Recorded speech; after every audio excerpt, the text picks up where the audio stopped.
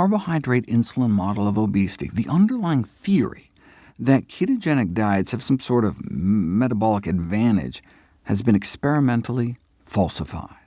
The keto diet's proponents' own studies showed the exact opposite.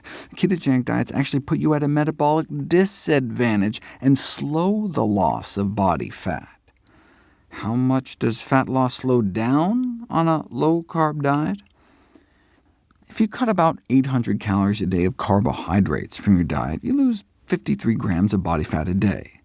But if you cut the same number of fat calories, you lose 89 grams a day.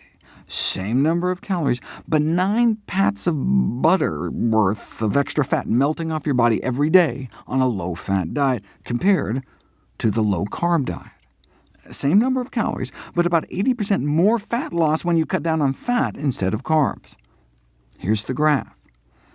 Cut 800 calories from your diet by cutting carbs, and you do lose body fat, but cut out the same number of calories by cutting fat, and you lose even more body fat, 80% more body fat lost.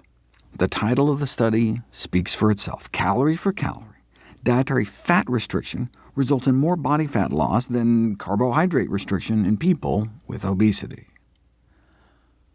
But just looking at the bathroom scale, though, would mislead you into thinking the opposite. After 6 days on the low-carb diet, study subjects lost 4 pounds. On the low-fat diet, they lost less than 3. So step on the scale, and it looks like the low-carb diet wins hands down. So you can see why low-carb diets are so popular. But what was happening inside their bodies tells the real story. The low-carb group was losing mostly lean mass, water and protein. This loss of water weight helps explain why low-carb diets have been such cash cows for publishers over the last 150 years. That's their secret. As one weight loss expert noted, rapid water loss is the $33 billion diet gimmick.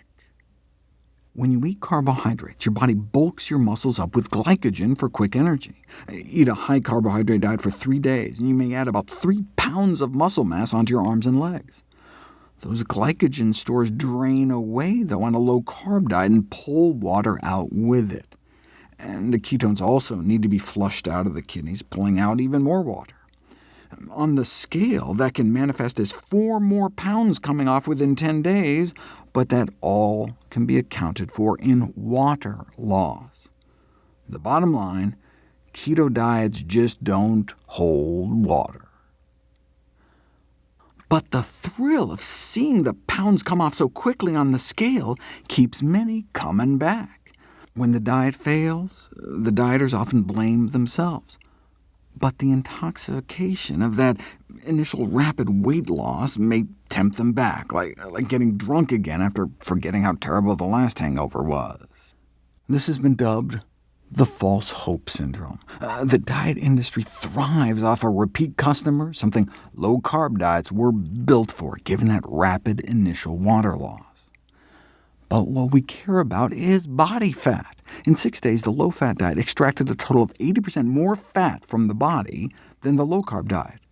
That's not just one study. If you look at all the controlled feeding trials, where researchers compared low-carb diets to low-fat diets, swapping the same number of carb calories for fat calories, or vice versa, if a calorie is just a calorie, then all the studies should have crossed that zero line in the middle, and indeed, 6 did.